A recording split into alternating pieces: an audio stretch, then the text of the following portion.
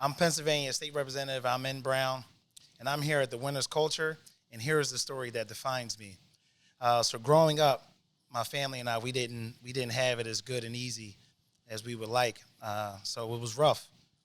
And so we depended on local food banks. We depended on rec centers. We depended on our school for a lot of things. So having a rough childhood and going through what we went through, it kind of created a path that we do out of my office and in my role as a state representative.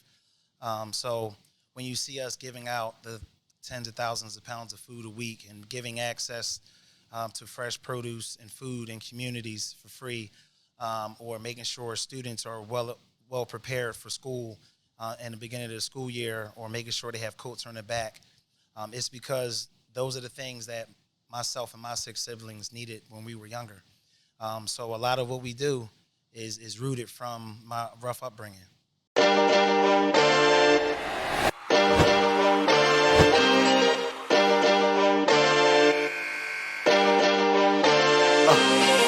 Voice of the hopeless, control the game like the coaches. Stay dropping gems, we the winners, culture, you know this. Never coasting, always elevating, staying focused. When it's all said and done, we the winners, culture, yeah.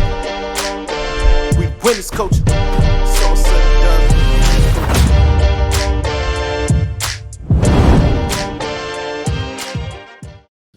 What's going on, y'all? Welcome to the Winners Culture. It's just JJ, and to my right. Hey y'all, it's Bondi. So today we have a special episode. When I got connected with this gentleman, I was super excited because the purpose of the Winners Culture platform is to put Black excellence on display, especially coming from our community. So right now we have a state representative of the 10th district, a champion of West Philly, state rep. I'm in Brown. How you feeling? Hey, I'm fantastic. Thank you for having me. Thank you for being here with us today. Yeah, I'm glad you got a chance to come up here. Like I said, we really like to put Philly stories on display, and yours is definitely a Philly story. Like if y'all ever heard a Philly story, you got Yeah, my joint a little crazy. he got a Philly story. So for real. can you get into it? Tell us about your upbringing a little bit, what it was like coming up in West Philly.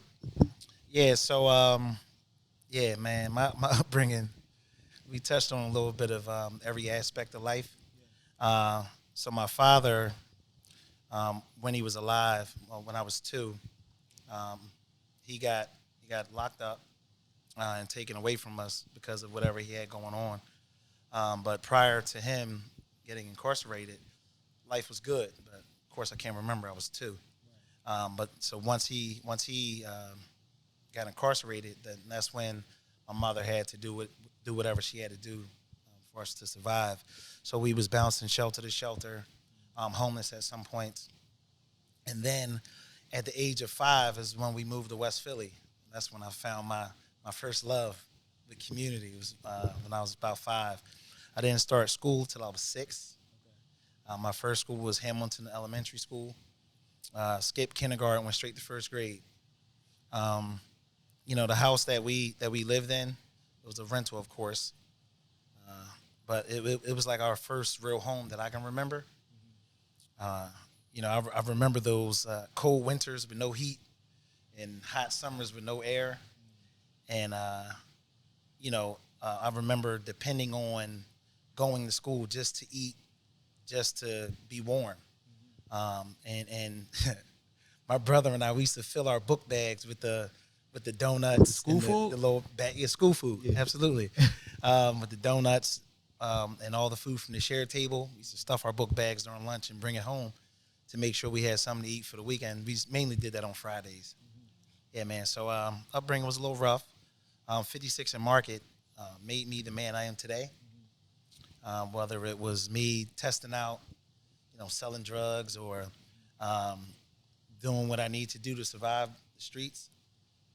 Man, we was outside so much. Folks used to say we smelt like it, even if we took like a outside? bath. Yeah. Oh my gosh, I My remember grandma that. used to hate that Yeah, shit. yeah. Right. So, and not only did we smell like outside, we smelled like metal because we were under the train tracks all day, 56 and Market. Right. So we was like, that was our hut. Right. It was right there. And so you can imagine just being under train tracks all day long while trains over your head, especially when it rained. But we had an advantage having the L platform right above us because we can be outside during any conditions. Right. It could be snowing, raining. We was out there hustling, doing whatever we needed to do. Right. Yeah. So you said when you was 5 was your first experience of community. What did you mean by that? Just getting exposed to like outside life. Because prior to that, we were in shelters. Shelters, you couldn't really do too much. You couldn't really go out. You had curfews. You had this. You had that. You ate when they tell you had to eat. You couldn't have company. You couldn't have friends inside the shelter. You can make friends in the shelter, but you still had to be contained to your space. And I remember it was my mother and about 3 or 4 of my siblings in this one little room. Had to be like a 10 by 10, if that. How many siblings you had? I have between my mother and father, I have 6 sisters, 2 brothers. Wow. Yeah, but with my mother, I have 6 siblings, 7. So it was 6 of y'all living together. Yeah. Well, back then, 2 or 3 of my sisters weren't born. Okay. Yeah, so it was my 2 brothers and 1 or 2 of my sisters. Yeah. Okay. Are you the oldest? No, I'm not. So of my mother's children, I am the 3rd oldest. So I have 2 older brothers and then 4 younger sisters. Okay. So you say you from West. Did you went to Brook? Yeah, yes. Okay. I went to Sarah when it was in middle school, and then I went to Brook. Okay. Yeah, so I lived on the south side of Market, so I was supposed to go to West, but I didn't want to. I didn't want to. Why you ain't want to? I wanted to go to Brook. That's where your friends was at?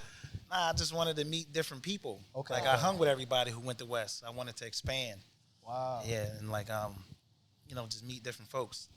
And that's one of the reasons why I was good in any hood, because I knew everybody. Right. I knew the people that went to West, and I was cool with the people that went to Brook. Okay. So what was your experience like at Brook? Like when you got to that point, when you got to high school? The crazy part too is we just talked to Councilman Curtis Jones, and he went to Brook, and he had a crazy Brook story. So I'm sure you got a crazy Brook story. I know his Brook story. It's probably one of the talking points because it's a crazy story. Yeah. So I know you got to have a crazy Brook story somewhere in there. Nah, man, I really don't have a crazy Brook story. I was just trying to get money, man. I went to school when I felt like I needed to, but I had a car. In high school. Yeah. Okay. At Brook for sure.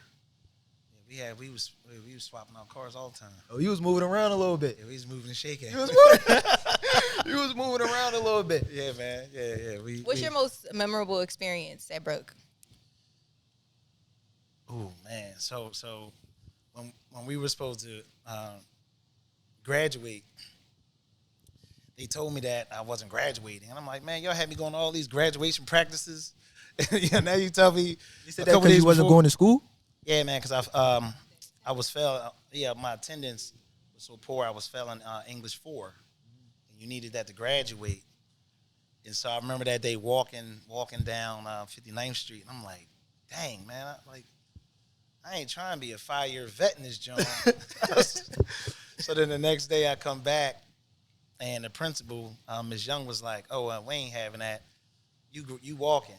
And so she figured it out, did whatever I had to do, and I ended up walking. But I remember that day going home, man. That was a bad job. Right. 5 years out of this joint. So I used to be a teacher, right? And one of the things that plagued the schools is low attendance. Like kids don't be coming to school. What you think? Why do you think that happens, and what you think needs to happen to bridge that gap? So my attendance dropped so originally I went to Bach. I went to Bach when we had trade schools because I wanted to be a carpenter. So I ended up getting in the Bach, and my attendance 9th and 10th grade was decent because I knew I was working towards something. But then when they took trade schools out, then that's when I went to my neighborhood school, and it wasn't nothing there for us. Like I've had more fun running the streets. I felt like I got more accomplished running the streets. So school wasn't attractive for me. It was decent. We had the shorties and all that in school, but we didn't feel like we were learning. So a group of us, we just went when we felt like we needed to. So you feel like if schools had more programs, More options, options for that really connected to Yeah, man, you gotta bring the trades. Yeah. If we bring the trades back, you gotta make schools attractive again, man. You can't just say come to school to learn math, science, and reading, and then you're gonna be all right. Okay, give me something else. Give me some options. Throw a trade in there. Like I'm good with my hands. Let me use them. Okay. Teach me how to, make money with them, because college isn't for everybody. So. And I feel like when they started taking the trades like out of the schools, that's when they got more focused on testing, like standardized testing. And I don't know if it was always that way because I didn't go to school back then, but it just seems like the more focus on testing, the less like interest in being there. Yeah, it's like the curriculum is tied to this packet Right. of questions. It's like, all right, how far that's gonna get me when I'm done? Right. Yeah. And is it going to get me any money right now?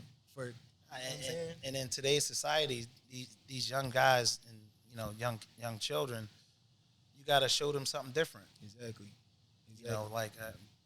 Times are changing, and we got to keep up. Exactly. So did you, when you was, I'll say it like this. So you said you could have went to West Philly High, but you chose to go to Brook, right? I chose to go to so Brook. that's like a level of ambition that a lot of people, a lot of us stay on the block or stay where they're at. You feel what I'm saying? Yeah. What characteristics or what things did you learn from your experience growing up that kind of stuck with you and that helped you become the man that you are? I would say networking, being good with everybody, not having any enemies. Like even now, being in the legislature, I'm friends with everybody. I'm friends with some of the far left. He said, "Hold on now." Yeah, I ain't gonna say all of them. I ain't gonna say all of them because I'm not. But some of the far left, I'm good with most of my caucus, and I'm good with the people on the right, the Republicans. So the same kind of relationships that I'm building now, I've been doing that since I was a kid. Like I said, I can go in any neighborhood and be fine. Like a lot of my buddies growing up, they couldn't go to a dollar party on 59th and Master because they had ops. I was like, all right, well, I'm going. And I was good, right? And so, and vice versa, folks couldn't come to my neighborhood from that area, but I was known all in everybody's neighborhood. No, that's definitely a great skill. The first time I got jumped was on 55th and Chestnut. So like, Yo, I knew you looked familiar. It's like no. You still got ops. You still got ops. That's what you're saying. You know what I'm saying? I was a You track still star. got ops. But yeah, so you've been vocal about your support for law enforcement or increased safety in the neighborhood. Absolutely. What about your experience growing up or your lived experience contributed to that passion? Yeah, so when it comes to supporting law enforcement, I'm right there in the middle because I understand the important role that law enforcement play in keeping communities safe. Like the reality is you can't sit on your porch today. You can't because you might get hit with a straight bullet and you might get hit with a straight bullet sitting in your dining room table. It has happened, unfortunately. But you can't enjoy the simple luxury in life of getting some fresh air without having that sense of fear. That's a problem for me. Like I said, I still live in the hood. I live 2 blocks from where I was shot and where I did everything I did in life as a kid. But when I've got to park my car on 53rd and Chestnut and I got to walk a block to get to my house and my daughter's in the backseat sleep, I can't be a father and carry my children in the house. I got to wake my son or my daughter up and say, hey, wake up, we home. Got to walk to the house because I got to walk with my head on a swivel. That's the reality, right? And so understanding that that's real life for us right now. We need law enforcement to help keep communities safe. But now the flip side of that is one of the bills that I'm working on is something that happened to young people all the time when they get arrested. They might be in a cop car and they might get asked some questions, which that should be illegal. So one of the piece of legislation that I'm working on is to prohibit law enforcement from being deceitful to juveniles, because when being arrested at a young age, being a minor, you don't know what's going to happen to you. I done got booked mad times as a kid, and you get to that point where, like, whatever I got to say to get out of here, not thinking that what you say is going to hurt you. They might read you your Miranda rights, but you don't even know how to spell Miranda. You get what I'm saying? So, all those things play a role when it comes to me supporting law enforcement. So I support law enforcement wholeheartedly, and I would never support bad actors on the street or in the police department. You have bad actors on both sides. What do you think? What do you think is the bridge and the gap between, like, the one side, the youth trying to get some money that's running the streets, doing whatever they doing, and, like, harsh law enforcement penalties? Because oftentimes that kind of gets in the way of a different outcome. So like, when I was young, the cops knew our names. We had a relationship. Like, they'll pull up, roll down the window, and they be like, "Brown, get off these corners, man. I don't want to see you when I come back out here." Or they'll pull over and play basketball with us. They'll pull over and play curveball with us. You don't have that these days. So one of the things that I would like to see in our city and in our communities is representation in law enforcement that look like us, right?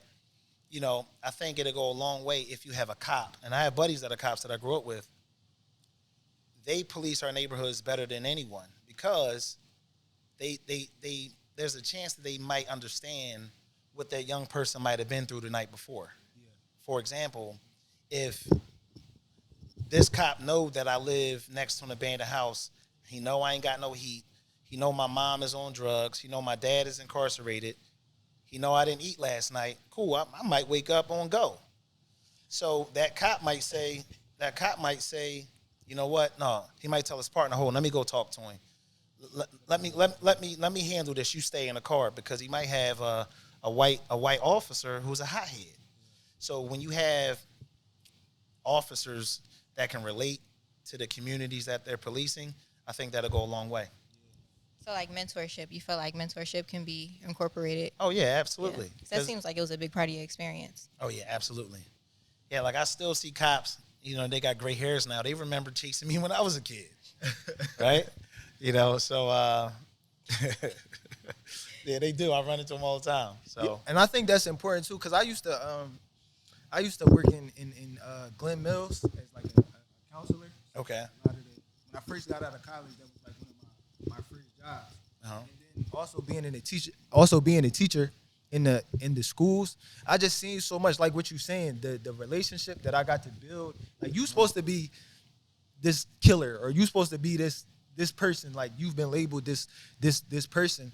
But if somebody could have got to you before that, or if somebody could have been there in those moments that you needed some guidance, everything could have been different. That mattered, man. Like, when I have parents that come to me now and say, "Hey, I know you're busy, but can you talk to my son?" And I used to be like, at first I'm like, "Well, why me?" But they see exactly what I'm saying. I can relate. I understand what might be going on in that household, so my approach might be different, right? And that's one of the reasons why I started wearing suits all the time. Because young people, like, when I was a kid, suits were associated with law enforcement. Jump out Tuesday, Thursdays. Undies was jumping out on us like crazy in suits.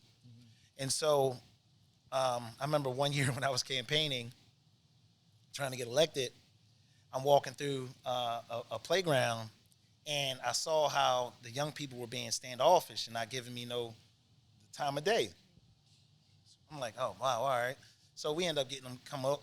We had them come over, and I'm asking them questions, and they would treat me like I was the cops, like I was the feds. I'm like, damn.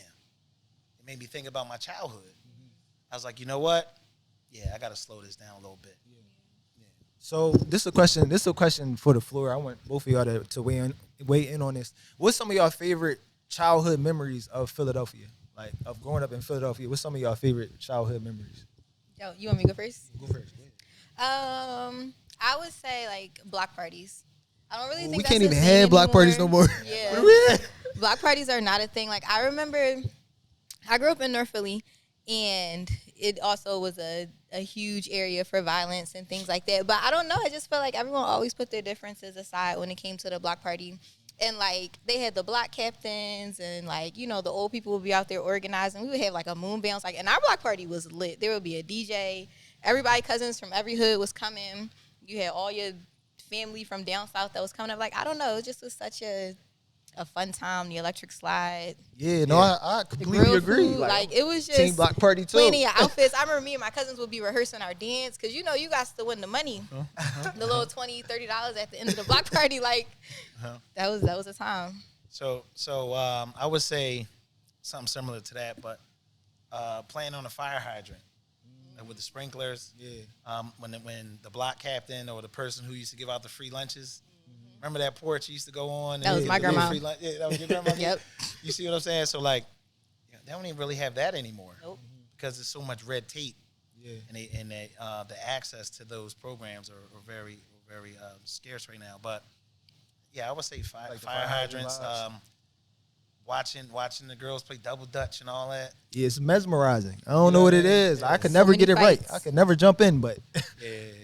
I ain't never tried double dutch. yeah, that was a turn, but I ain't jumping. yeah. That was like a rite of passage for the black girls. Y'all got ready. Y'all shit. When the shoes came was off, serious. it Yo, was time- don't it was- let the it- shoes it come was off. time Don't to- let the it was- it competition was time to start. get it in. Serious. The crazy part, so like, I like block parties too. Specifically, I was gonna say like my favorite memory is like kind of cook. So, like I said, I grew up in like the Parkside section, and Fairmount Park is right there. So it's all that greenery. So like cookouts and things like that was super prevalent, like right there. And that's probably my like the memories of them hot dogs and hugs. Yeah. Like y'all remember them Yeah. hugs? Yeah.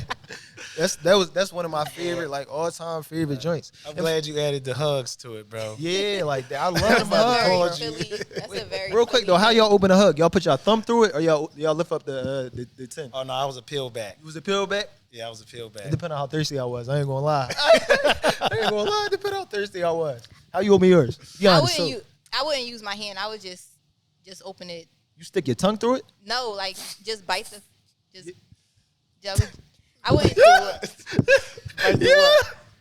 Yo, okay, that's different. I mean, but it worked though, because if you put your tooth hole in it, Your you can. hands were dirty. I didn't want to like put my. That's why you peel it But back. dirt was good for you back in the day. I don't know about this Absolutely. new dirt. I don't I don't know know. about this new dirt. I don't know what happened in y'all household, but that This never new dirt flew. That different. never flew with Eleanor Peace. Yeah, She did not play about outside air, outside dirt. that new dirt different. But yeah, so I feel like, and for whatever reason, I feel like the block parties went first in Parkside. Like they and I can understand why, but like they stopped having them early on in my youth, and I feel like I can remember the When it last stopped, one. right? Yeah, Yeah. when they stopped. Definitely Well, crime before stopped 10. the block parties, though. Yeah, that's what I'm saying. So, It's- so it's- like today, if you apply for a block party permit, yeah, the captain got to sign off on it. But if there was a shooting within 2 weeks in that vicinity, then you can't have one. that makes When sense. did that start? That's- What year did that start? 2020, I believe. Oh, that just started. I was about to say. Well, That makes sense, it though. probably was before that. yeah, before that. When the murders was going through the roof. Okay. Yeah, so that's when that started. Okay. So, on this same type of note, you know, we all had, I would say more outside childhoods than a lot of the kids these days. A lot of them be on the game. A lot of them. Yeah. So there's that side, but it's also the side of poverty that leads to like lack of exposure. So what would you say, or how did you get out of a situation where you didn't have all the options in front of you, right? You didn't grow up in Lower Merion where it was all this, but you Yeah. still found your way. Yeah, so even though like my growing up was very unfortunate, I learned a lot, and so one of my sisters on my father's side, she was doing well, serial entrepreneur. She exposed me. Her and her husband exposed me and my brother and I to a different kind of life when we would go visit. And so just imagine leaving 56 and Market, getting on a train, going to New Jersey, getting picked up in a Range Rover or whatever, and then going to 80 Felt like the Fresh Prince. square foot house. You know what I mean? Yeah. For the weekend, and multiple car garage and just guest house, and what it showed me, it was like, damn, I want this kind of life for me and my family when I get older, but I don't want nobody to give it to me. I want to earn it, right? And so, and the reason for me wanting to earn it, because I didn't want nobody to be able to take it from me. So I would just always take it all in. And I actually had the option to go live at one point and live over there. And I said, nah, I want to stay right here. At 56 and Market? I chose to stay, yeah. And what was that about? You got to take us into your mind frame. I didn't want the handout. You know what I mean? Like, even though I probably needed it, but I said, nah, I'm going to thug this joint out. Did you feel like you would lose perspective if you went out there? Yeah, I felt like I would be disconnected from the neighborhood and the community that was raising me. And like I had my younger siblings. I was one of the men of the house, one of two men in the house. I'm like, I can't leave my mom here. My mom on drugs. It was tempting, but I feel like I made the right decision to stay. So looking back, you wouldn't choose differently? No. What I learned in the streets, right? The survival and how to be resourceful, and how to make a way out of no way. You can't pay for that, and you can't be taught it either. You got to live through it and experience it. You got to have those bad days, and not to let it impact your next day. Okay. So, who were your role models? Did you have male role models when it came to like how you seeing the world? Because you have a lot of mature perspectives for a young age. You know what I'm saying? Yeah, man. So my brother-in-law, okay, he's now deceased. God bless his soul. But my brother-in-law Sean, right? Even though he's from Jersey, but he was one of my role models. This is my sister's husband. I'm with the house in Jersey and everything. Him and I, we had an understanding, right? He was a role model of mine. He never changed who he was. He could be anywhere. He can be at the Grammys because he was in the music business. He could be on the Grammys on national stage. He was the same Sean in his kitchen, joking, laughing, talking about you, and just being himself. He never switched up for anybody. So that's one of the things that I've carried with me today. Don't switch up. Like, no, you earned that spot. Like you didn't get here switching up. Don't switch up now. And then my grandfather, he's deceased as well. He was a role model. He made sure, him and my grandmother made sure we got to church as much as we could. And then before them, of course, I had a couple of the local neighborhood street dudes. right. They were role models. I would see what they got on, and I would want the same thing. When Jabot jeans with the high top forces with the strap in the back. Wow. But they got theirs their way, and I got mine my way. Right. I didn't do anything illegal to get mine. Right. It might have took me a little longer, but we had the same clothes on. Right. So stuff like that. So, we were reading about you in you good? Nah, You good? Yeah. Yeah. No, we good. We cut that part out. But No, don't cut that part out. right. Yeah. All right. So, we about to get a serious topic too. So we was reading about you, and we read that you got shot. Can you tell us about what happened? Yo, man, yeah. So I remember that day like it was yesterday. So it's funny. My sister, she's friends with all the Boys and Men singers, and so they used to send us their clothes to wear. Word. And so I had a fresh Boys and Men shirt on, and we were standing on the corner of 56 and Market. It was myself, my brother, and two of my friends, Brandon and Leroy, and we're waiting for somebody to show up. Standing there, and so we start walking like, all right, man, forget it, we're gonna leave. We hear some shots, we like, whatever, and my friend Brandon started screaming. It's not funny. It wasn't funny. But he left. So we like, yo, what's up with you? Traumatized, Mind you, like- we was going swim. We was going swimming. We were going to Shepherd. Y'all about to go swim? He was about to go to Haddington Shepherd. And so then we heard a couple more shots, and then we're just walking, and I felt something going down my leg, and it was blood dripping down my leg. You didn't even feel it. No? I ain't feel it at first. No. How old were I you? felt it when you feel it when you see the blood though. Right. And so we take off running. My brother, he trying to pull me, and where I was shot, it was like under my shoulder blade, so I couldn't move my arms. So I'm running down the street like this. Couldn't even run at full speed. You couldn't even run at full speed. And so I ran to my church, St. Matthew AME Church. So I ran like 2 blocks. Luckily, the church was open. They let us in the church. And so law enforcement was able to follow the trail of blood all the way back to show where I originally got shot. Wow. And the way they caught the guy was the way the projectile entered my body. So they saw it came from somewhere up high. So then they ran into 3 of the houses around where the blood started, with the first drop of blood, and they found the guy and the gun and the whole 9. Wow. Yeah. How old were you? I was like 13. What? I was young. 13. Oh my God. So that obviously wasn't intentional. Was it just like No, wrong so place, the wrong guy, time? he had an issue with one of the guys I was with, older brother. They were in a fight like a few days prior, so they shot at us. So he shot at y'all? Shot at us. They shot at you on purpose over a fight that the older brother had. Yeah, he probably ain't like the result. Oh, he got whooped a little bit. Yeah. Belt, what they say, belt it. Yo, that's crazy though, God. because it really just showed like the mentality of what happens in the city be over something so petty a lot of times. You know, like Right, just to shoot life. at kids is crazy. Yeah, that joint still in me too. It's in my lies between my ribs. Word. It's still there. Did it affect you mentally, or Nah. I was a kid. you was a kid, Um, so you just showed your wound, like yo, Yeah, ew. listen, man, that was some good food in Children's Hospital. I tell Yo. you that. Crazy. Yeah, we Yo. did good. Jesus. We did good for about a my week. gosh.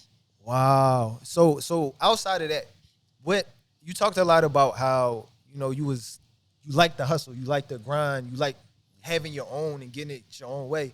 Mm-hmm. You will go on to become a serial entrepreneur in those things.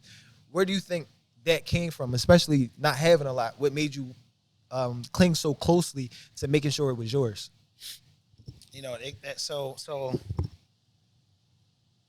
And I've never publicly said this, but so my birthday is August 1st, right? Oh, you're a Leo, me too. Yeah, Leo. Yeah, there we go. Yeah, I'm one of them.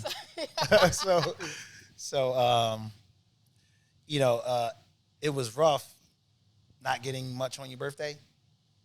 And that's because of my mother's drug addiction. She got her first of the month check. She gone for a week. So I always had to do for myself. It was unfortunate. Like our childhood, man, was crazy. Just imagine you're renting a home. Mother is addicted to drugs,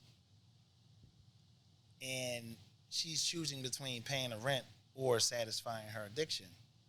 So she be gone. I don't know where she at.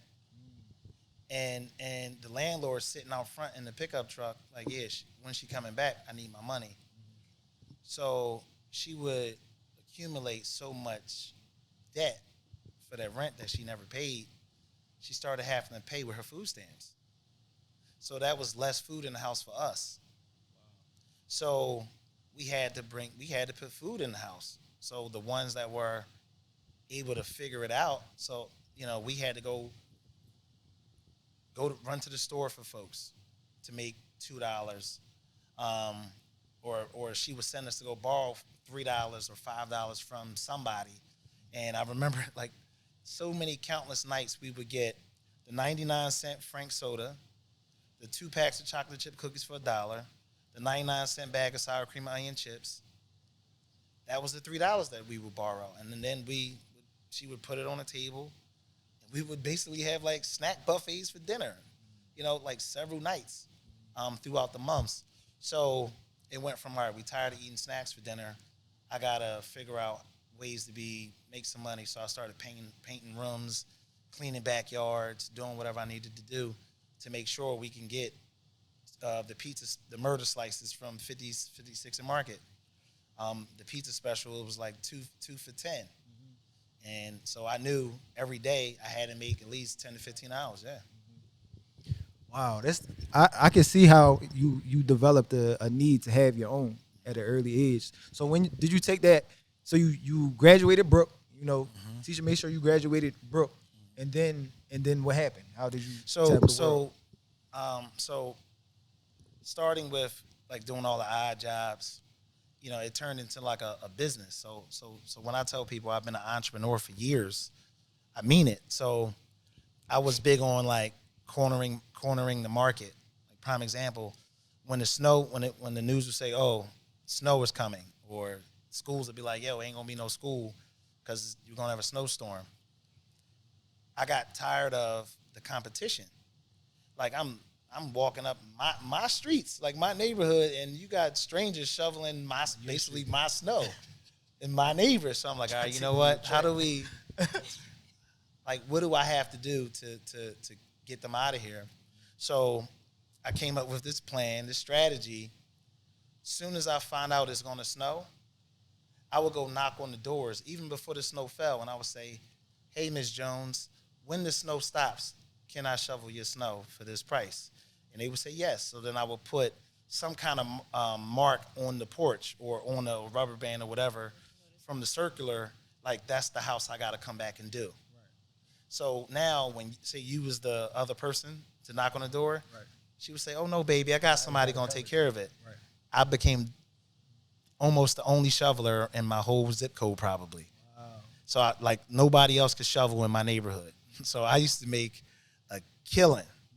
And I used to pray for snow days. Like, seriously. So that was your strategy and entrepreneurship from like as a young age, man. I was from that point 13, on 14, 15. Okay. And I still go out and shovel snow, man, but I don't charge folks. Okay. But like I know the folks who were considered old when I was young, okay, they depended on me to come shovel that snow. So I still go to 56 and Market and shovel snow every time it falls. Okay, so from the entrepreneurship, that type mentality, what led you to politics? So, oh man, you ready for this one? Yeah. We've been on a ride the whole time. What you want? Right? You want it all? Yeah, go ahead. All right. Go crazy. This gonna hit some nerves to some folks when they see this joint, but they be all right. Yeah. So serial entrepreneur, opened some businesses. I played around, opened a restaurant. Open up some child care centers and daycares, things in that nature, after school programs, summer camps, because I always had a passion working with young people. So I had a community center on 56 in Lancaster called the Overbrook Beacon, across from the Popeyes, and I was just doing my community thing, all kinds of community events, free for the whole neighborhood, book bag giveaways, turkey giveaways, everything, like I said, that I needed access to when we were younger. And so, unfortunately, the state rep at the time, she got indicted and convicted, and then there was going to be a special election. Right. So all the parents who were coming to my program, they were like, "Well, yeah, it's this seat you should run." I'm like, "I don't even know what a state representative is. I don't know what they do." You didn't know at the time at all? I didn't know. Wow. This was 2019. I didn't know. So I Googled, what does the state representative do? Couldn't find it nowhere. I'm like, all right, you know what? I'll give it a shot. So I put my name in a hat for this special election. And the powers that be was like, "Man, no. Like, we don't know you. You too young. You're not politically connected to any family." Mm-hmm.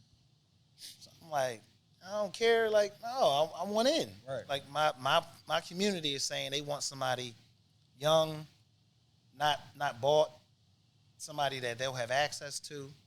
So I'm running. So it started out, it's probably like a dozen folks whose names were floating around at the time. And the Democratic Party picked their person, but they told me, if this person don't work out, then you are our guy. The backup? They said you was the backup, basically. Yeah. So I'm like, all right, cool. So me being the Leo that I am, I'm like, all right. So it's my job now for this guy not to make it. Right? Leos don't do that. So- We don't do that. Well, we don't do what? She's trying to clear your name. Go ahead. Yeah, we do that. Right? No, we don't. If we want it, we take it. So, you know, he didn't make the ballot for whatever reason, right? So then I'm like, hey, I'm still here, We're going viral. and then they was like, no, they was like, nope, we still don't. No, Pass ain't you ready. over after? Pass me over again. What? And they said, all right, well, if this next fella don't make it, so they didn't know I called the first hit, right? So they know now, Right. And so the second guy, they say, oh no, this is gonna be our guy, and he's gonna check out. He got everything in order, and I done already had folders on everybody. Right. You already. So I'm like, Sniper. oh yeah, super Got sniper. to like if you gonna move around, you gotta know who you moving. Listen, man, I had the power of the people with me. Right. I had my own paper, so it was like Right. You didn't need. I didn't need it. And you told me that I can't do something, and Big motivating factor. I didn't think I didn't think that they had that right to tell me that I can't do it.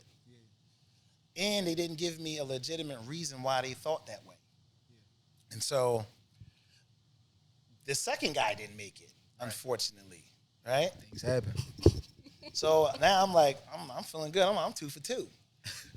And so then I'm like, all right, y'all guy ain't make it. I'm still ready and available. I have a meeting with them. The meeting didn't go the way that they thought it was going to go because of an ask, and I'm like, no. And so that then turned into them going with somebody else.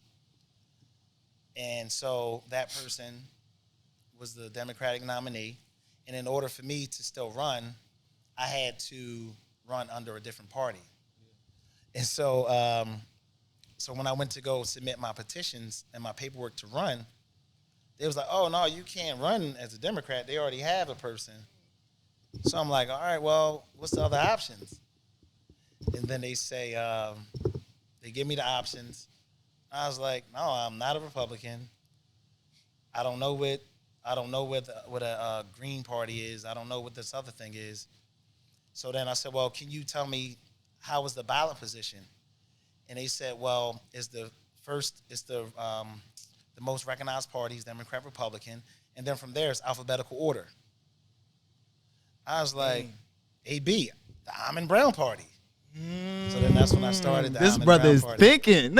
Oh yeah, my brain was. This yeah. brother thinking. So I'm like, all right. So I filed the Almond Brown Party, and then I ran as the Almond Brown Party, and we came second out of 4. I got like 1,000 votes. Wow. Mind you, I was like, First time. First You just time. jumped out the gate with it. got 1,000 votes, and I think under 3,000 people voted in that special election. Wow. That's bad. Wow. And so, and then the seat became available again, and it was another special. I told them I'm not running. No, I don't want to be the nominee. Again, back to the handouts. No, don't hand it to me. So the seat became available Again. After that person won. and they came to you this time. The party came to me, Okay. and they said, we want you to be our guy. And I'm like, no, I'm good. I don't want you to hand it to me. So, but I did tell them I'll be running in the primary. And so the person that they chose won that special election. They were in office for about 4 or 5 months, and then there was a primary. And then I beat them in the primary. And yeah. That's fire. So like, what did you, I think this is especially pertinent or relevant because a lot of us don't know, how politics work or like any of that. So you was in that exact same position. Yeah. What do you feel like you learned from that time about how politics work, about just Yeah, everything? man. What did you I learn from learned that time? Like, politics can be unfair. I learned that politics at the time wasn't for young people. Right? I was I 32? I I think I was 32, 31. And they were telling me, no, we don't want you. No, we don't want you to be a part of this. And I think it's changed now because you have more elected officials, bringing young people on board and showing them the way. But back then, it is what it is. It wasn't like that, because if it was, they would have said, okay, come here, Brown. This is how we do things, or we want you to learn because we need you to be a part of this because you're the future. That didn't happen. And so what happened was I took it. So how did you keep yourself from being discouraged, though? Because I'm not going to lie. Like, after the second one, I would have been like, all right, forget y'all. Let me just go on back to what I was doing before. Like, it didn't make you, like, not want it. Like, why did it make you want it more? Because they told you no. And because I knew that the communities that I was going to represent, like, so that's when my district was the 190. Mm-hmm. And that district was every community that I was raised in. Okay. Overbrook High School, Sarah Middle School, Hamilton Elementary. So all those families that attend those schools that I went to go to those schools, and they live in those communities. So I knew that I needed to keep pushing, because just imagine how many other young people that they told, no, go sit down. Right. And so we shut it down. We closed that door. That's fire. That's like the whole story, I feel like, builds upon each other, because like hearing, how you came up when you was young, like the perseverance that got built, and then the will to have your own, like you literally made your own party. Like that was crazy. When we seen that, we was like, because they don't even teach you that you can do stuff like that in school. Like they don't. You gotta ask him that. Like yeah, like I don't. I learned, like, I literally was in Harrisburg filing some paperwork, and they was like, "You can't be a Democrat," and I was like, "Oh," but I'm a thinker. Right. You gotta think. You gotta make those kind of decisions on your feet sometimes. Right. So now that you are in office, you made it to that point. Are there any policies that you're excited about, like that? Yeah, I'm excited about the cannabis policy. Okay. That I'm working on. I'm excited about this like transparency bill that I'm working on for colleges and universities. Okay. What's that about? For them to report. So it's mandating colleges and universities to make public sexual violence or harassments on campus. Mm-hmm. So parents can have access to a database, and they can see what's going on, or when something happened or when it didn't happen. Okay. So that's going to protect the students. You know what I mean? So, and that'll make sure colleges and universities are actually protecting these young people, so they don't have to report anything. Okay. So when you're obligated to report these issues in these situations, you probably invest a little bit more into protecting and prevention. Okay. So now I want to ask like both of y'all this question, because y'all have two different perspectives on it. But what do you think will elevate Philadelphia into like that top cities list? Looking at it, places like Denver, places like Atlanta is rising right now. Places like Dallas is rising. Philadelphia is still pretty low on that list. Basically, when it comes to economic opportunity, that's a big thing that says why people don't move here, even more than safety at this point. What do you think could change, or especially in terms of policy or things that we could focus on to help Philadelphia raise on that? No, you go. So, I think giving younger folks more seats at the table, allowing us to be in the rooms to plan for the future. It shouldn't just be folks that have been in office 50 years making decisions and shaping our future.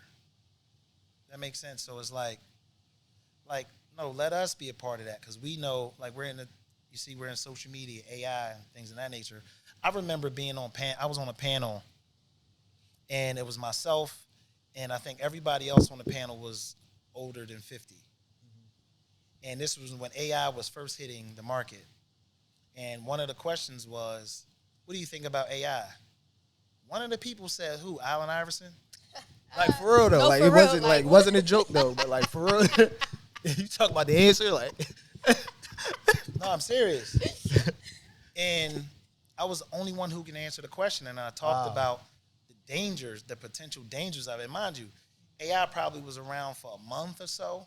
Right. But because of my algorithm on my social media, because of the kind of things that I follow, and I'm keeping up with these times, I was able to answer the question thoroughly enough that it made everybody else look like they know what they was talking about. You know, because I pointed out the dangers of it and what we got to look out for. Who's going to have access to it? Who's not going to have access to it? And now that we know a lot more about it, we see that it does level the playing field. Yeah. And I'm pretty sure they didn't want that in the black community, because now we got access to AI. What you going to tell us? Right. The playing fields are getting leveled. Right. More and more, and it's due to technology. ChatGPT, write me a business plan. Like ChatGPT, write me a think about marketing it. plan. That's like, what I'm saying, right? Tell me. That's what I mean by it level. We done made it it's far off leveling the ChatGPT. playing field. Really though. What about you though? What you think will make Philly a better Philly? I don't know. I think a lot of things, and I hope I don't sound like too politically incorrect, but I do agree that people from our community, the city, like needs more seats at the table, and I also would like to see more like, I guess, inclusion and community, like not so much separated by what part of the city you're from, like North Philly, West Philly, South Philly. And I know as you get older, that kind of changes a little bit, but I think that would make a big difference and help the city be on one accord. Also, gentrification. I don't know if that's a part of politics, but I do hate the fact that a lot of people from here are being pushed out because it changes the way like the money is spent. It changes the type of business that come into the community and the type of crowds that are brought in. I'm glad you brought that up. Like, so, you know, when people say, like, you might have some individuals who say, oh, gentrification is bad. Okay. You say it's bad, but you're the gentrifier. Okay? Like, hello? You get what I'm saying? Because you are the problem. You don't have these folks who saying F developers, don't build this, don't build that. But then you ask them where they live at, they got a roof deck on 53rd and Locust. How did that happen? You're the gentrifier. Right. Right? Right. And they don't look like us. At all. Right. But then they want to tell us development is bad. You know, so I look at it differently. Like, development is good because, prime example, 51st and Arch. There was this double vacant lot where we have homeowners around there, some renters as well. But this vacant lot would get trash dumped on every week. Asbestos from demo jobs, the whole nine. And that vacant lot became a dump site, right? So when somebody comes and builds on it, now the neighborhood can they don't have to smell what they smell after something get dumped and it rains. They ain't got to worry about the rodents and things of that nature. But then now you also have a property that's generating property taxes that funds the school system. So you can't say you don't want buildings to go up, but then you say you want more funding for schools. It don't make sense. You need development to help fund the schools with the taxes. I like the development. What I've noticed, and I don't know like what the numbers are or anything on it, but the people that are then let into the buildings, like the new properties, like you said, they don't look like us. Yeah. That's the disconnect. Yeah, the rents are through the roof. For sure. But then at the same time, you know, people are stuck making that decision between, do I rent this home with knob and tube and plaster walls for $1,200 a month with all the things it was built with, or I can pay $1,350 a month for a little bit smaller unit, but it's energy efficient, all new appliances, central air, central heat, and a washer and dryer. You know what I'm saying? Yeah. So people gotta, you gotta think about it like that. So those are the real conversations that we're having in the hood. So people ain't against development. What we're against is people who don't look like us coming into our communities telling us what's best for us. And that's what they do. Because they move into these buildings, they move into these units. They have access to all kinds of internet and social media and the whole nine. They know how to work it. They attend the community meetings more than the average person because the people in the neighborhood don't know that there's a community meeting because they don't have social media. They're not getting a sponsorship ad. And no one's putting it in their mailbox anymore. No one's sticking it to their door. No one's knocking on their door saying, hey, there's a community meeting about a building coming up. So in some of my communities, you'll have 30 people in attendance, but 5 of them from the neighborhood. The rest of them just moved here from Ohio, moved here from Virginia. They don't know what the needs are in our communities, but they got a lot to say. Right. So on that same token, how would you or why would you encourage, especially people in our community, because I feel like black people starting to get on it a little bit more, but political awareness and being politically active. Why is that important to you, and what would you tell somebody that's? It's important for me because we have to build our future, right? We have to create a system that's going to take care of us if needed when we get 70, 80, and 90. Because the way the current structure is, it's not for us. It's not for our generation. So that's why, I don't know if you see a lot of what we do out of my office, of course we gear it toward our seasoned citizens, our senior citizen population, but we're catering to the young people as well. Like we just had a phenomenal job fair, college fair. We're making, elected officials attractive to the young people, right? That's why you have to do things like wear the skinny jeans or sometimes talk like them when you're in their environment. Right. So you can pull them in. Right. And the reality is we have to create a new generation of voters because what happens when you get older? You pass away. And so we have to get young people involved in voting so we can control who and what comes into our communities. Okay. So on that same token, so you talked a little bit about the event that you just had on Saturday. Yeah. Can you tell us a little bit more about it? I know you was very happy about it. I seen it online. It looked amazing. Can you tell us a little bit more about? Yeah. So this is our second time doing it. We had one last year, but we didn't have colleges. We added colleges this year because we understand that there's conversations in certain households that are not being had. Prime example, my household. My mother never talked to us about college. She never talked to us about a trade school. She never talked to us about furthering your education. She never talked to us about, what do you want to be when you get older? So I feel like I'm obligated, me and my team, we're obligated to create those spaces where parents can have those conversations. And, you hear my colleagues, and I say it all the time, fatherless homes or single-parent household. Okay, true. So that's where we step in and we fill that void and we start these conversations. Man, I had countless conversations the other day at the event with fathers coming up to me saying, man, I really appreciate this. I didn't know how to begin a conversation with my son. Mother saying the same thing. Wow, man, I didn't even know my child wanted to go to college. She saw a school, she saw Maryland Eastern Shore. They had a table there. She's like, I didn't even know my daughter wanted to go. But that little girl said she wanted to go to college, and Maryland Eastern Shore was her college. But she never had a conversation in her household. So that's where it comes from. Us giving access to the communities that we represent, whether it's in my district or not. If you need it, we're here for you. If you don't have it, it's our job. We'll put in that work to make sure you get access to it.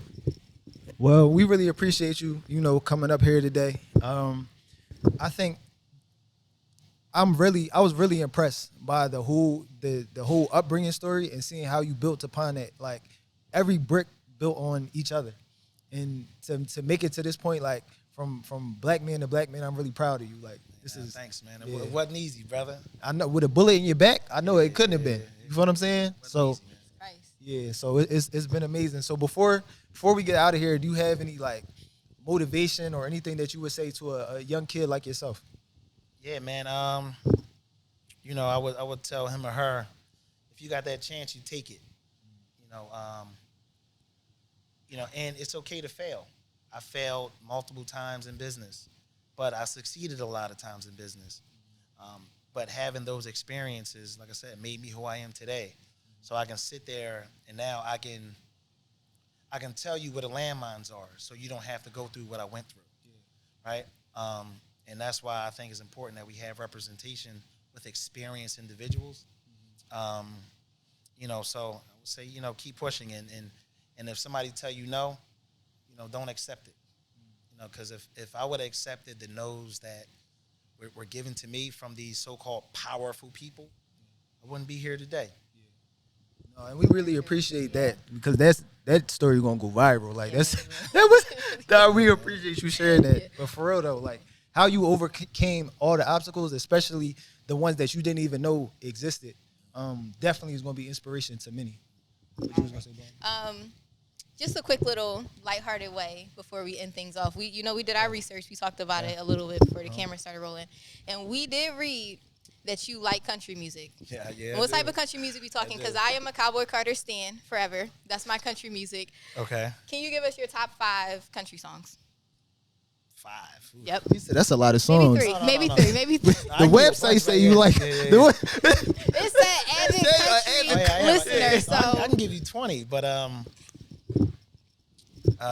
so all right. So the reason why I like country music is because they tell stories, right? And a lot of the stories are relatable. They sing about love, falling in love, or talking about their neighborhood, and how they love it so much. So one of my favorite songs is called "I Can't Love You More Than I Love My Hometown." That's relatable to me because Definitely is your song for sure. No, seriously. So I had issues in my relationships growing up because, growing up in my adult years, because my work always came first, and my work always was associated with giving back to my community. Like I literally had someone tell me before, she was like, "Why can't you love me like you love your community?" Right? Oh, And I was like, "Ooh, sorry, baby." yeah, no, that happened.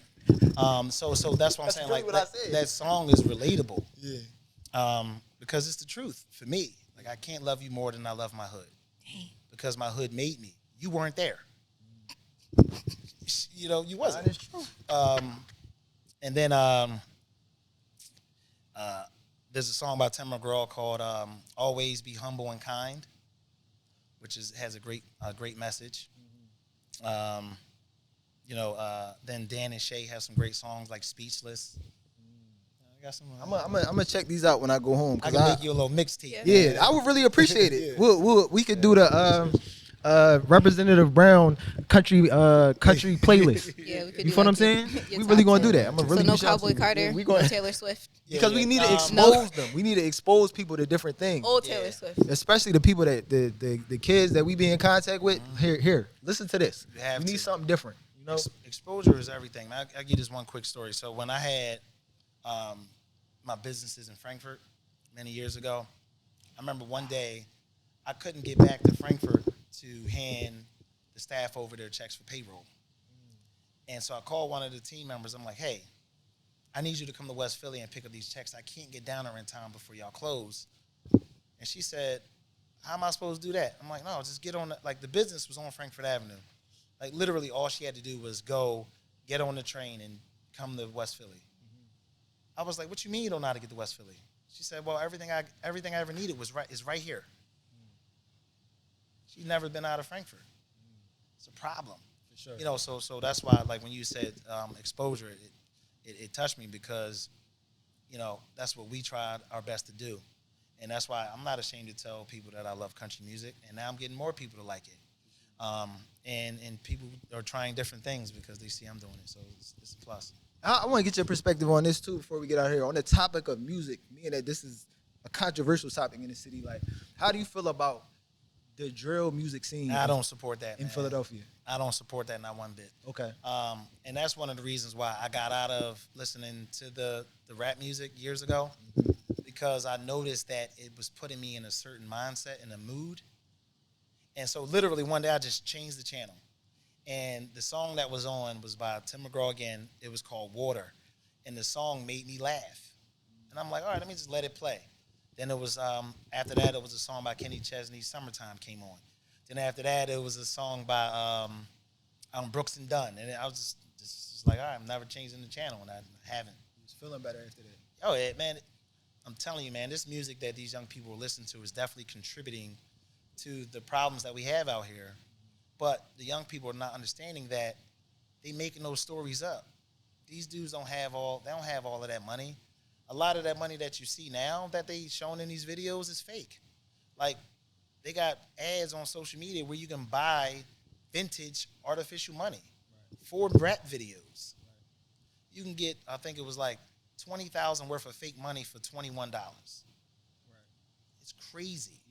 You know what I mean? So, yeah, I don't support drill music at all. Yeah, no, I feel that. And I especially feel it because, like you said, especially working with the youth, they don't understand that it's fake. Like, you understand that the whole rap, like the whole music industry is it's like a show. They put on a show. And so, because you don't have exposure, like you were saying, you don't understand, you haven't been in the studio with us, or we move around to different places and we see like what's really going on. You don't see that. So it's like you think that this is what I aspire to, when a lot of times the guys rapping don't even aspire to that way. Yeah, it just fall in their lap, man. And every opportunity I get, I ask a young person, like, what do you want to be? I want to be a rapper. All right, well, what's your plan A? What's your plan B? What's your plan C? Because everyone don't become rappers. And unfortunately, in the city of Philly, a lot of the rappers, what's happening to them? Yeah. And then when they get those football numbers thrown at them, they like, oh, wow. I go to prisons all across the Commonwealth of Pennsylvania, and I'm running into young men that look just like us. And I ask them, man, if you had the opportunity to do this over, would you do it? And they petrified.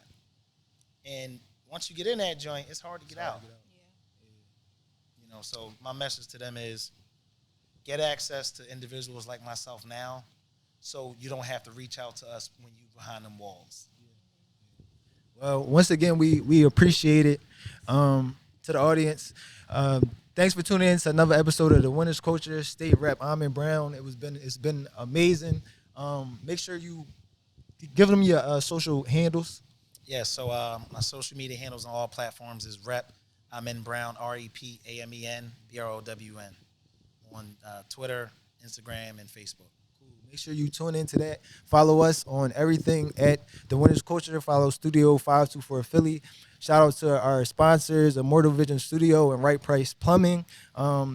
Their name will be on the bottom of this, and we'll see y'all next time. See y'all.